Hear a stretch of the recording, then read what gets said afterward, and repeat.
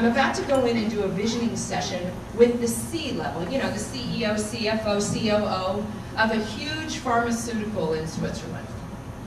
I'm a little nervous about it, because that's what I do before I go into a meeting. I get just a little nervous. But the night before, I have a dream. Now, normally when I go in to do a visioning session with a team, what happens is I ask them to tell me all of the content that should be in that map, and then I capture it. And then I ask them, you know, what kind of metaphor do you think we should use to roll this vision out throughout your company? And they'll give me a number of metaphors, and then I draw them for them. But in this dream, I'm not drawing, they are. And they're all highly engaged, and they're really excited.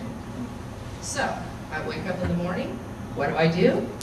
I lose control. I throw out my agenda, and when I get into the room and I get to that metaphor section of what's supposed to happen, I ask them to draw. I send them out in breakouts to the corner of the room to draw a metaphor, and of course everybody goes like this, "Oh no, we can't draw, we're gonna be stick figures in the room, it'll be terrible." And I say, yeah, that's because, you know, our kindergarten teacher said, "No, Patty, you're supposed to draw Raggedy Ann, not Raggedy Andy." So that's where we all stop. But anyway, they go into the corners and they draw these pictures, and then we choose one that they want to roll out throughout the company. And we take it back, and somebody like Scott finesses it in the studio, and we come up with this beautiful visual.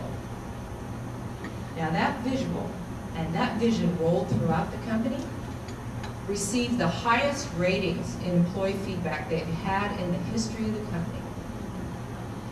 96% of the employees after 6 months could articulate what was in that big picture, and 92% understood what they did every day, how to align to it. Was that an accident? I don't think so. So plug in, step number 1.